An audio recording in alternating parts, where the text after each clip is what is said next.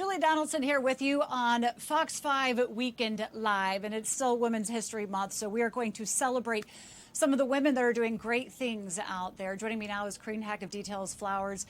She is the creator, the founder, the president. She does everything for it, right? Corrine, thank you so much for joining us, and welcome here as we're celebrating Women's History Month. I can't think of a better person to help us understand just how far women have come and some of the challenges that we face in today as well, especially as business owners. Yeah, thank you so much for having me. I'm happy to be here and share my experience. Let's start then. When did you first realize, because being an entrepreneur, it's not an easy world to step into, but when was that first dream for you to say, you know what, like, I can do this. I want to go start my own business that launched you into being where you are today? Yeah, so I started my company as an event designer in Central Florida. And after many years of doing it, I recognized that there really wasn't a software solution to help me run my business. And after many years of research, I decided to set out and develop it myself. So 10 years later, we are helping the world's florists manage all of their events with our technology that I conceived and thought of. And it's been great. 10 years. That's a long Yeah. time. What would you realize then for where you are now and the growth that you've had? Oh gosh. Well, 10 years ago, I just had this like wild idea and I really didn't know how I was going to achieve it. But just one day to the next, just asking, reaching out, finding different people, other women to help catapult me to the next level. And, here we are. You mentioned other women help catapult you, but the floral industry, where is that the balance of maybe being male dominated and the women that are in that space? Yeah, our customers are about 87% women-led businesses. But when you look on the supply chain, it's kind of the opposite. So stepping into that world to really provide a tech solution in a male-dominated space was definitely one of the biggest challenges I faced. Have you had to find where maybe you've had to try to prove yourself in the rooms that you walk into when it comes to that part where you said it's mostly the men in the room? Well, I think, and also the tech side and also the investment side, I feel like it's very heavily male dominated, but often those places where we're most underestimated, I think we can rise to the occasion and exceed their expectations, even if initially we don't seem like we are the most capable. But having been a business owner, I really understood who our customer was more than anything. So I felt like in those rooms, I was not only representing what the florist of the world needed, but also I was there representing it as the woman in the room a lot of the time. In that case, then, as a representation of a woman business owner, how much responsibility do you feel on bringing somebody else up that might want to be able to do what you're doing one day? Yeah, I spend a lot of time mentoring. We do a lot of internships with the University of Florida and Stetson University. I love impacting and showing women that there is a place for them. I think we often lead with a lot of empathy and a lot of compassion and a lot of attention to detail. So that kind of is our superpower when it comes to running a business. And I basically have built my business on that. And those are our strengths. So I love to share and elevate those young women around me. I read the book, The Art of War for Women, and if you've ever read that, it kind of gives you ways of understanding your strengths and your weaknesses and how to apply that to business in order to be a good leader and to be successful. One of it is what you just mentioned right there, of knowing your strengths. And oftentimes, I think as women, we have a hard time identifying that, and we might need others to help point it out. Is that something that you kind of always innately knew, these are my strengths, this is where I can kind of have an advantage in this business and in running a business? Well, I think a lot of strength comes from passion and what you are naturally drawn to. And I feel like whenever I'm doing the things that I just really love, it kind of just pours out of me. And I think we're all better if we follow along with the strengths and the gifts that we're given. And also if we embrace them and just refine them over time. And, it's what was a hobby kind of turned into an actual real career. So I feel very blessed that I am where I am. Now, to that point, then it's also the other part of the book is understanding your weaknesses and finding a way to use those to your advantage. How have you taken that side of it, of saying maybe this is, a part where I didn't have the right vision, an area where I need to strengthen and be able to, again, make that a strength? Well, I think as an early business owner, whenever you lose money, you are like, oh my gosh, this weakness can't last for long. So I think really being honest and transparent, looking at expenses for the business, and that really is what led me to the software. So I found that one of the areas that was a weakness, and I was letting a lot of areas go, turned into the biggest strength. And now we're helping businesses be more profitable and really strengthening the industry as a whole. Because when the front lines are selling more flowers and they're staying in business, the entire supply chain is benefiting from that. So yeah, I think you can always turn strengths or your weakness into strength.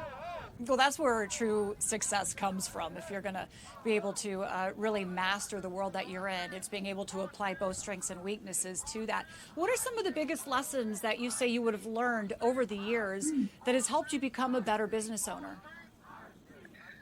Gosh, one thing is that not everybody early on will understand the vision that you have. So it might be, something completely unknown or foreign, and they might not really understand the direction that you're going. But I think if you're persistent and you learn how to explain it better, and again, refine your pitch, that will get easier and easier. But definitely that was one of the biggest challenges, just explaining and letting those people in the room know that I understood the problems and I had a solution to those problems and that it was a profitable business.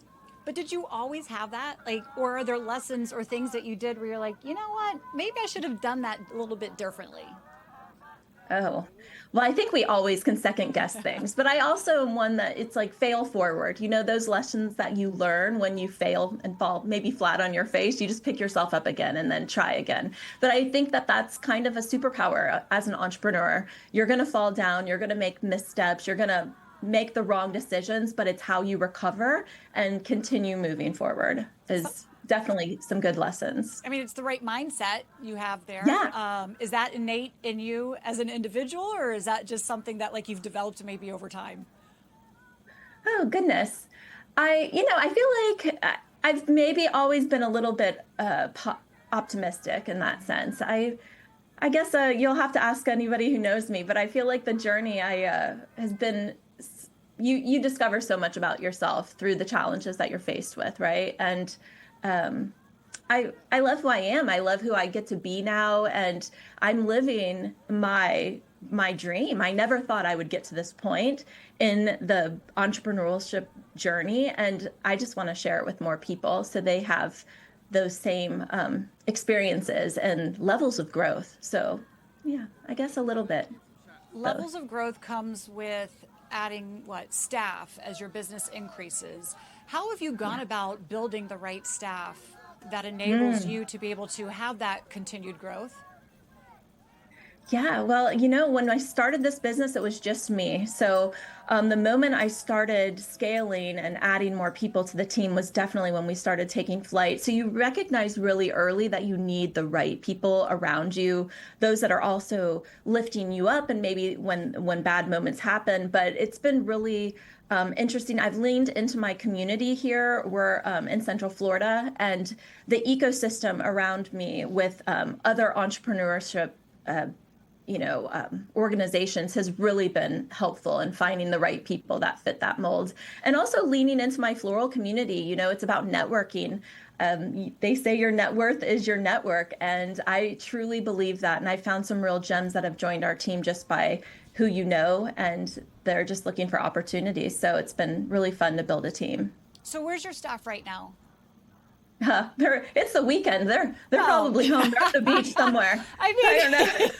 Hey, I appreciate you giving them the weekends off as we sit here and work and we call you in. But I mean, how many people do you have working for you? We have 15 women on our team and then 2 outside developers. We kind of keep the guys off to the side. But yeah, we're pretty much a woman-owned team here, and it's 15 strong, and it's just been really great. But we have all levels, all people just coming out of college, starting their internship, really just looking to get their hands into a business. And it's really neat as an entrepreneur. We really open it up and show everybody on my team all the different facets of a business, from marketing to sales, supporting our customers, the social media aspect, the HR. So it's a really it's really fun to have just a mini business, and it just keeps blossoming and getting bigger and bigger. But yeah, the girls here are really awesome. So where's that next level of growth then for you? You're 10 years in. Where do you see yourself as a business owner in 10 years from now? Goodness, I hopefully, I have two daughters that are working in the business right now, so I really hope that they continue to elevate like their experiences, their knowledge, their know-how, so they can kind of step in and to fill these shoes. But I would love to help more florists. We're in 18 countries right now, so this isn't just an issue where event designers are only living here in the States. Event designers are planning events all over the world, and we feel like the more connections that we make, that will just help the business grow and also connect more of the supply chain and the data that we're able to share with not only our florists, but with the growers and the suppliers that are fulfilling those orders. So I don't see stopping anytime soon, but hopefully more rest and relaxation. And yeah, I need a little bit more girl time. I mean, we always say it's a balance in life. I don't really think there's such a thing as balance. I think sometimes, things are going to demand more than the other, and it's constantly teetering. Where would you say there's balance, or is there for you? Well, I feel like I was thinking about this earlier today, and that I think that success for me is, it's kind of evolved over time. When I first started, it was just about survival, but now I feel like the success looks like I want to be excited when I wake up to go to work, and then I want that same excitement when I head home. So I think that if I'm excited to go either place, then life is good, and that's what success looks like for me. What about access? It sounds like a lot of it's kind of changed over the years for you. Where is that now, and where you need to be able to have more access? Access. Goodness. Well, I feel like in the industry, when you get to the top of the mountain and you're looking around, like the floral industry is not that big. And so now, given all the people that I've met over the last 10 years, I'm able to spend more time focused on some initiatives that are really outside even the walls of our for business. So I've been able to step into working with Seed Your Future, which is an organization that was created to get more youth and more younger students interested in the floral culture and horticulture industries. And it's been really great to learn more about that. And showing the access is everywhere on both sides. And that's been really fulfilling, I would say. Corrine Heck, such an inspiration. Congratulations on the success of your business, and for so many that want to get into it. I think it's a lot of great wisdom passed on there. And what I really kind of took away from that is a lot of it's like your attitude and your approach to things, because not everything's going to go the way that you want. There's going to be failures and mistakes. I love that you take those and apply them to be successes for you and great learning lessons. Thank you for joining us here as we are still celebrating Women's History Month. We're going to celebrate it all year long, as I know you do in your business as well. Thanks so much.